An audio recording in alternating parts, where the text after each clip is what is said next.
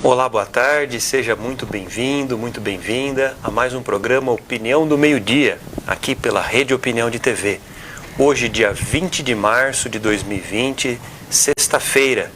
Eu tenho a honra de receber em nosso programa. Nós vamos falar também sobre o assunto do momento, a situação global e os impactos também na nossa cidade, na nossa região e em todo o país.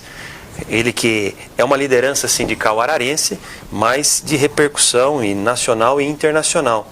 Ele é o presidente da Federação dos Trabalhadores nas Indústrias Químicas e Farmacêuticas do Estado de São Paulo, FEQINFAR, e primeiro secretário da Força Sindical, uma das maiores centrais sindicais do país. É o ararense, o querido, estimado, e aqui já muitas vezes sempre comparecendo, participando para os prestigianos, Sérgio Luiz Leite. Seja muito bem-vindo, Sérgio. Bom, obrigado, Breno. Prazer estar aqui mais uma vez no Opinião do Meio-Dia e um prazer também de rever um amigo, de conversar com você, que sempre esteve aí presente aqui em a vida pública aqui desse município e trabalhamos bastante juntos, dialogamos bastante. É um prazer imenso revê-lo aqui. Obrigado, Sérgio. Sérgio, também conhecido como Serginho dos Químicos. Serginho dos Químicos, né? Serginho dos Químicos. Aliás, no Twitter é assim, né? Serginho Químico. Serginho Químico, exatamente. O Serginho também é membro do CODEFAT, o Conselho Deliberativo do FAT. E esta semana aqui, né, no dia 18 de março, estavam previstas, aliás, um mês de março agitado, do ponto de vista assim, do início de um ano de 2020, um ano de eleições municipais, manifestações convocadas pró-governo e críticas ao governo, e as centrais sindicais tinham convocado também um Dia Nacional de Lutas no dia 18 de março. E aí veio essa novidade toda do coronavírus, e as centrais sindicais divulgaram também medidas de proteção à vida, à saúde, ao emprego e à renda dos trabalhadores e trabalhadoras. Então, Sérgio, vamos conversar bastante sobre isso. São várias medidas, em especial porque você também integrar o CODEFAT, né, portanto vinculado às questões do FGTS. Então, como é que foram essas mudanças desse cenário recente, das lutas aí, aquilo que se avizinhava para 2020 e de repente a rota mudou um pouco?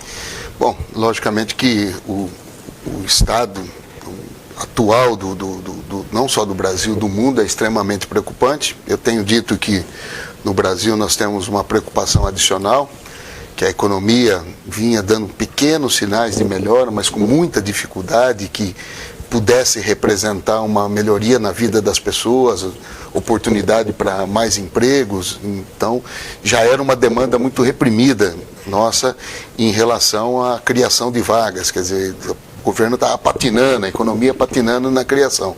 E, logicamente, o surto chamado Covid-19, ele mudou totalmente, quer dizer, na verdade esse vírus ele conseguiu inclusive mudar a pauta da ordem econômica, social e de saúde mundial, né?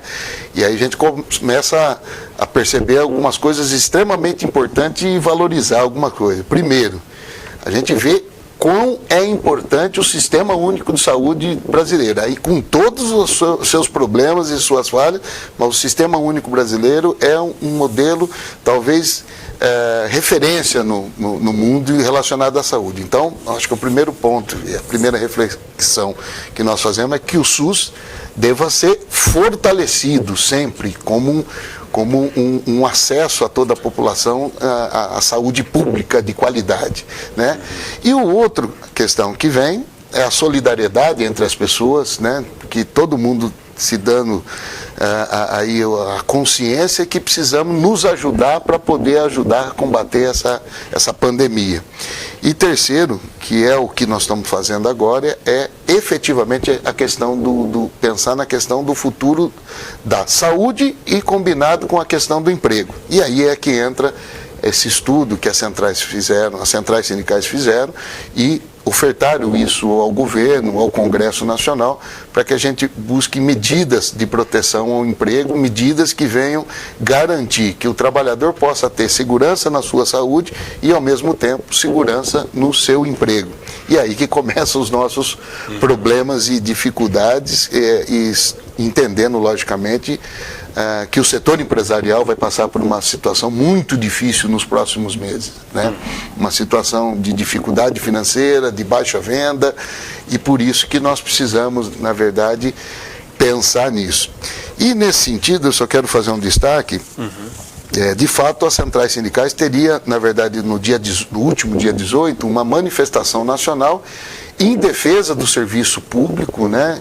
Em defesa do emprego, da saúde pública. Nós, na última quinta-feira, nós já imediatamente reunimos nas centrais. Eu quero dizer para vocês que eu fui uma das pessoas que defendi muito um caráter de responsabilidade de nós, como liderança sindical, de cancelar os atos do dia 18, né?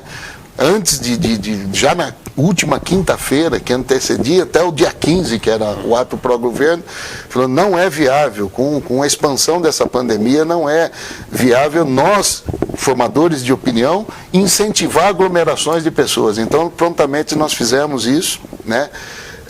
Infelizmente nós tivemos, acho que não é uma postura uma postura crítica que nós tivemos do chefe de Estado de comparecer numa manifestação, ainda que legítima, pró ou contra o governo, mas acho que era momento inoportuno, né? Então acho que isso não foi só nós, mas a sociedade brasileira fez essa crítica ao presidente. E por outro lado, quero também dizer publicamente o nosso parabéns aí à postura do ministro da Saúde, que tem sido um estadista, tem sido desde o início uma pessoa que tem se preocupado muito com essa questão de saúde pública, né? Colocou o SUS à disposição, o Congresso imediatamente aprovou o processo de calamidade pública. Depois a gente pode até explicar para os nossos telespectadores o que significa isso e os cuidados que nós temos que ter com essa carta branca assinada pelo Congresso para o presidente para o governo federal. Mas o ministro Mandetta, ele mostrou ser bastante profissional e entendendo, deixando as diferenças políticas de lado e pensando exclusivamente no povo. Então, esse documento que a gente tem em mãos aqui, que eu vou mostrar aqui para focar, deixa eu ver aqui nessa câmera aqui, ele trata de diversas questões relacionadas aos trabalhadores, mas parte de um princípio muito importante, Breno, que é o diálogo. Antes de acontecer qualquer coisa, que os empregadores, que nós temos empregadores e os nossos sindicatos filiados às centrais sindicais, que representam esses trabalhadores, estão orientados a dialogar com o setor empresarial, pensando em como enfrentar conjuntamente essa crise. E eu tenho convicção que vai haver participação de todos nessa questão da crise, do trabalhador, dos empresários, do governo. E é nesse sentido que nós estamos querendo dialogar, né? E nesse sentido, o que nós vamos imaginar aqui, que não tem milagre na história? Uma cidade igual São Paulo, por exemplo, que a partir de amanhã fecha o comércio local. Só de comerciários na cidade de São Paulo tem 500 mil trabalhadores. O que vai fazer com esses trabalhadores? Tem muito comércio pequeno, né? Tem grandes lojas, mas tem pequenas lojas. Como é que esse comerciante, que é quase um microempreendedor, vai conseguir pagar o seu funcionário sem vender? É aí onde entra a negociação com o sindicato e, logicamente, a participação do governo, que nós estamos propondo. Inicialmente, antecipar férias coletivas imediatamente para os trabalhadores, ou licença remunerada. Existe já legislações que permitem fazer banco de horas emergenciais para que a gente possa também, o trabalhador diminuir jornada, ou até isolamento social total para combater mais rápido a proliferação do coronavírus, né? E em última instância, lógico, a questão da redução de jornada e redução salarial, que nós temos muita preocupação e por isso estamos pedindo para o governo que porventura complementasse esse salário dessas pessoas que teriam as suas jornadas reduzidas e seus salários reduzidos, justamente para manter a economia aquecida, que as pessoas pudessem continuar comprando, pagando suas contas e, logicamente, a indústria produzindo e o comércio vendendo. Porque se nós tirarmos todo esse dinheiro do salário das pessoas da economia, certamente a profundidade da crise será muito mais duradoura e muito mais grave. todas essas medidas, até esse diálogo que as centrais estão defendendo, visa especialmente a manutenção do emprego, evitar as demissões que podem se avizinhar. Seria isso? Seria isso, porque vamos imaginar, num país hoje, na situação hoje do Brasil, que nós já temos 12 milhões de trabalhadores desempregados. Só que aí você tem mais 13 milhões de trabalhadores que se diz desalentado, né, que parou de procurar um emprego. E mais cerca de 20, 25 milhões de trabalhadores na informalidade. Você imagine você colocar mais 5, 6, 10 milhões de pessoas no desemprego. Primeiro que o Estado não vai ter condição de assistir essas pessoas, a economia com 10 milhões a menos de pessoas consumindo certamente agravaria muito a situação econômica do país. Então, manter emprego, manter renda, manter salário é o grande objetivo nosso de fazer essa travessia dessa crise. E, Serginho, das medidas que já foram anunciadas pelo governo, né, inclusive quase que concomitantes ou muito próximas do ponto de vista de fundo de garantia, de socorro até de certa medida às empresas e também daquilo que já foi anunciado, como as centrais sindicais e como você tem avaliado isso? Tem algumas questões que nos mostram um pouco preocupados. Por exemplo, você ter a possibilidade de uma complementação de R$200 ou R$250 para empresas e salários que diminuíram jornada e salários, que é uma possibilidade que tem já na legislação vigente. Vamos imaginar que se você tem um salário de R$2.000 e você tem uma redução, segundo a lei atual, até 30% disso, até você teria uma redução de R$600, aí você cobre com R$200, quer dizer, numa dificuldade grande. Então, ficamos um pouco preocupados com isso. E aí eu até fiz uma conta muito rápida, né? Um trabalhador com média 2 anos, que ganha R$2.000, se ele tiver uma rescisão de contrato, dependendo do período de férias, ele vai receber 5, 6 mil reais e mais direito de 5 parcelas de seguro-desemprego. Será que ele vai pensar, falar, ao invés de eu ficar 3, 4 meses com o salário reduzido, então, de repente, ele vai, vou optar pela demissão. E é justamente isso que nós queremos evitar. Justamente colocar essas pessoas para o seguro-desemprego, pura e simplesmente, né? Queremos aproveitar o recurso do seguro-desemprego para manter emprego. Então, acho que o governo teria que se esforçar mais nessa questão dos R$200. E nós propomos, Breno, essa semana, para o governo, lógico que tem que ser votado uma medida administrativa, não precisa ser lei, é por nós mesmos lá no Conselho do FAT, que você citou, que nós fazemos parte, aumentar as parcelas de desemprego, do seguro-desemprego, 3 parcelas a mais. Hoje são no máximo 5, até 5 parcelas. Por que isso? Mesmo havendo, com todo esse esforço nosso, a gente acredita que haverá, naturalmente, uma aceleração do desemprego no Brasil esse ano, com todas essas medidas que nós estamos dizendo. E havendo, esse trabalhador vai demandar um tempo muito maior para encontrar um novo emprego.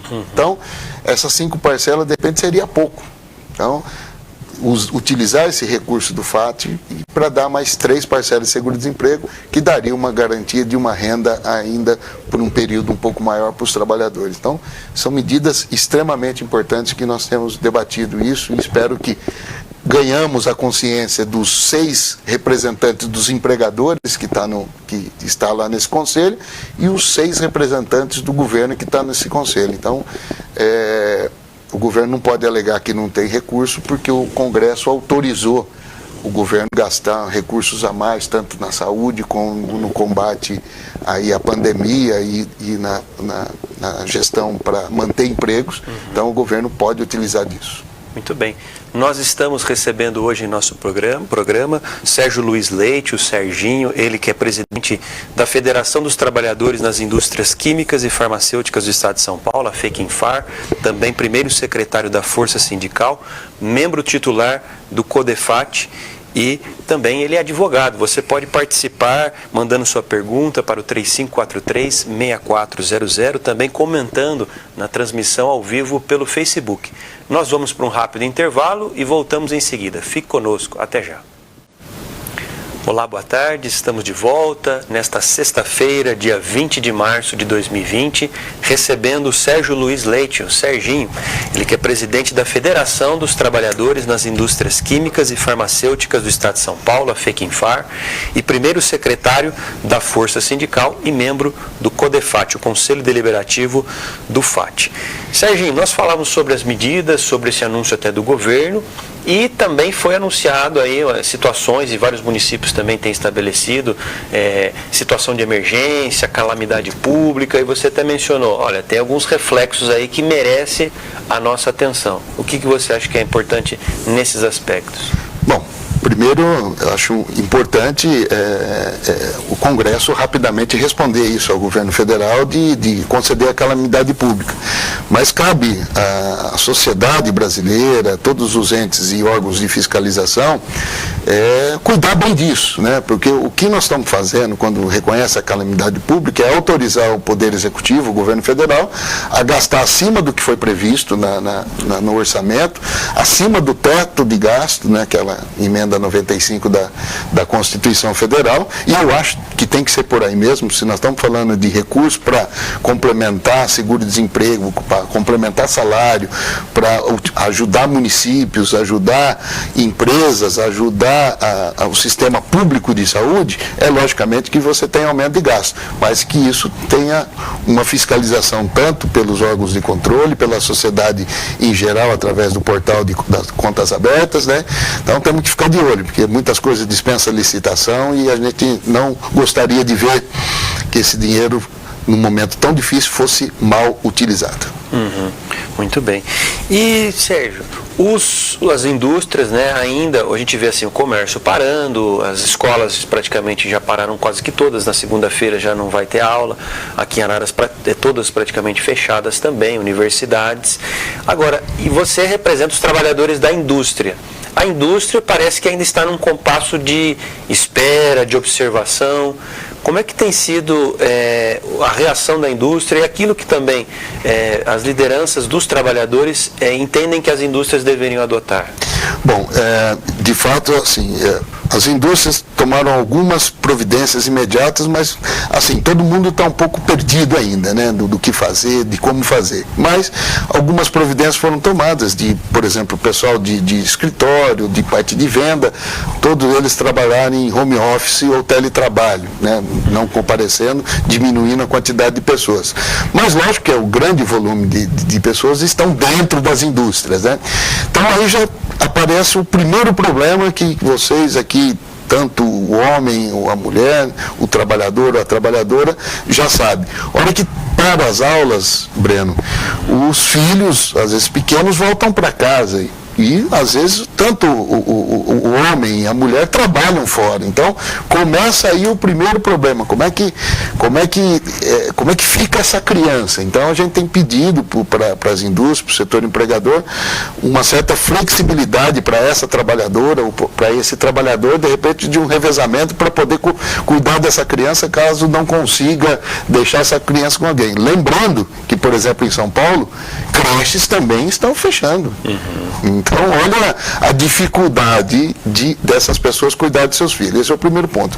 Segundo, o que as empresas têm, por exemplo, Jaguariúna, aqui em Cordeirópolis, Rio Claro, algumas empresas já anunciaram e já discutiram e dialogaram com os sindicatos que a partir de semana que vem, férias coletivas.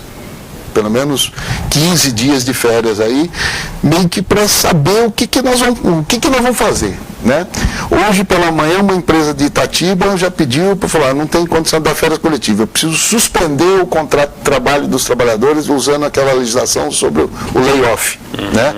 Que aí esse trabalhador fica em casa e recebe do governo uma parcela do seguro-desemprego, só que o contrato dele continua em vigor. Aí nós precisamos ver como é que vai fazer, que é obrigatório ele passar por um curso de qualificação. Mas nós não podemos realizar cursos, a não ser que seja online. Então, nós vamos ter que ajustar, vamos dialogar com o Sistema S, com universidades, para ver se a gente consegue viabilizar alguma coisa nesse sentido. Então, as empresas têm conversado, mas mostrado, Breno, muita preocupação. Nós estamos prestes, a várias regiões do estado de São Paulo, de iniciar a safra de cana-de-açúcar, do álcool e do açúcar. Há uma preocupação muito grande, quer dizer, reúne volumes grandes de trabalhadores no mesmo espaço, no mesmo local de trabalho.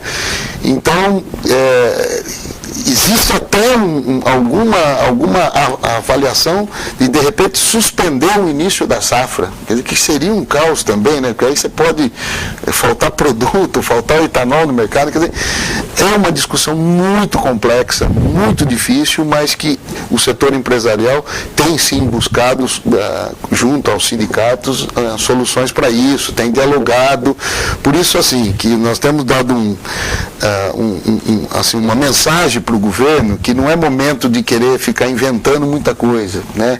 O governo, na verdade, tem que viabilizar recursos para os trabalhadores e recursos para as empresas poderem assegurar os empregos. Acho que esse é o papel principal que o governo tem que fazer. A legislação, ela já permite uma flexibilização muito grande e os sindicatos estão preparados para fazer esse diálogo com as empresas. Mas eu confesso para você que essa semana as empresas se mostraram muito preocupadas.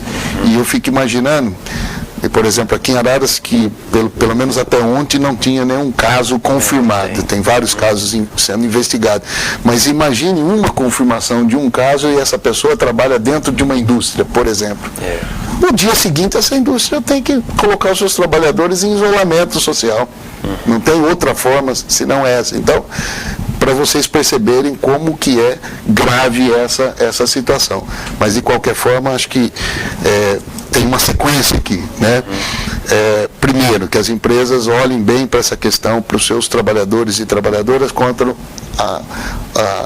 cuidado com os seus filhos. Segundo, férias coletivas, possibilidade, ou licença remunerada. Terceiro, um banco de horas emergencial. Fica em casa e agrupa essas horas aí, e quando voltar ele trabalha um pouco mais na jornada para dar conta da produção. E um último caso, que a gente não descarta, uma redução de jornada de trabalho com redução salarial. E volto a dizer onde que a gente está cobrando do governo, para o governo ajudar nisso e não deixar cair a renda dos trabalhadores e fazer essa complementação. Seria assim, medidas que a gente poderia estar implantando imediatamente. Não precisa, volto a dizer, não precisa de lei nova para fazer isso. O Breno é advogado, ele sabe disso, porque já existe uma grande quantidade de tratados jurídicos para isso, né? O governo precisa, na verdade, viabilizar recursos. Inclusive sobre esse ponto, digamos, numa hipótese de confirmação de um caso ou até de pessoas com sintomas, eu vejo aqui também pelas medidas que as centrais também já estão preocupadas com esse cenário. Por exemplo, dessas medidas de isolamento, até de suspensão do retorno de auxílio-doença, ou seja, ampliação até, porque não é só esperar como se faz, confirma lá com o médico sua necessidade de incapacidade. Hoje, na verdade, é só a suspeita, já coloca o trabalhador numa situação de necessidade de estar isolado. Não, sem dúvida nenhuma. Eu vou citar aqui um caso que é público, é um caso de São Carlos, não é um trabalhador da empresa Faber-Castell, que é uma grande empresa, mas ele é primo de trabalhadores que estão dentro da fábrica e tiveram uma convivência. Então, foi colocado esses trabalhadores em isolamento social, né? Todos os trabalhadores estão sendo monitorados, foi alterado com a anuência do sindicato os intervalos de refeições para ir uma quantidade menor de pessoas para dentro do refeitório, sentando sempre uma cadeira assim, outra não, quer dizer, são medidas assim que, vamos aqui entre nós, quase que imagináveis, né? Nós, trabalhadores da sociedade, que deveríamos tomar. Então, são medidas que já estão acontecendo e iniciativas dessas empresas em comum acordo com o sindicato. Nós estamos também pedindo, aí você vai ver nessa proposta, que os bancos, né, que ganham muito dinheiro, né, que na verdade se retardasse e parasse de cobrar juros, principalmente de cartão de crédito e de cheque especial, que são os maiores juros, que na verdade fosse uma uma prorrogação da dívida da sociedade brasileira. Mas me parece que a Federação dos Bancos só estão propensos a liberar algum empréstimo, a retardar a cobrança de algum empréstimo de banco, enfim. O principal, que é a principal dívida da sociedade, que são o cartão de crédito e o cheque especial, parece que os bancos falam, não, isso daí é quase que, como dizia o ex-ministro Magno, imexível. Ali é que é importante, né? Outras medidas também que eu vejo aqui, Serginho, sobre proteção à população mais vulnerável, segurança alimentar, até uma defesa aqui de congelamento de preços de item de primeira necessidade, medicamentos, álcool em gel, máscara, redução do preço de botijão de gás, né? Ou seja, medidas também de preocupação dos reflexos da situação geral. Não tenha dúvida, porque tudo que nós estamos falando aqui é dificuldade até de trabalhador com a possibilidade de ter recursos diminuídos nos seus salários, com jornadas e tudo mais. Então, ele vai pagar R$70, R$80 no botijão de gás, ele vai continuar pagando juros altos, ele vai continuar comprando álcool gel que teve quase 500% de aumento de preço, quer dizer, então, um controle de preços bastante importante que nós deveríamos fazer, o governo deveria fazer, no sentido de também manter um poder de compra e uma razoabilidade, que as pessoas possam ter uma razoabilidade no consumo. E, claro, a associação, Breno, dos supermercados tem sempre dito que não vai faltar alimento, não vai faltar comida. Então, eu acho que é importante deixar isso muito claro para a sociedade brasileira e ser muito honesto com a sociedade brasileira, para não ocorrer, que já ocorreu, alguns volumes de pessoas exagerados no supermercado, fazendo estoque de comida e tudo mais. Mas é importante ter esse diálogo muito aberto com a sociedade, que a Associação dos Supermercados mantenha um diálogo permanente com a sociedade, com as pessoas, para garantir que, de fato, não vai faltar, as prateleiras dos supermercados não irão ficar vazias. É isso que a gente espera, e que sejam honestos nas suas informações, né? E ressaltando e utilizando-se os meios de comunicação para isso, porque a imprensa tem desenvolvido um papel fundamental nessa questão da proteção. E lógico, você citou aí as pessoas mais vulneráveis, pessoas acima de 60 anos, a gente tem aconselhado também a não sair de casa, as empresas também nesse quesito têm colocado essas pessoas em home office ou teletrabalho, pedindo para ficar em casa, que é os cuidados que nós devemos ter. Inclusive, o nosso amigo Tim Viola, a gente teria uma conversa hoje, mas ele obedeceu a esposa e está lá dentro de casa, em isolamento social, mas logicamente acompanhando aqui. Abraço, Tim. É verdade, ele que na próxima semana faz 77 anos, está enquadrado aí no grupo de risco, mas relutante, né? Por conta de ser muito ativo, né? Nosso diretor-geral aqui do Opinião Jornal e da Rede Opinião de TV.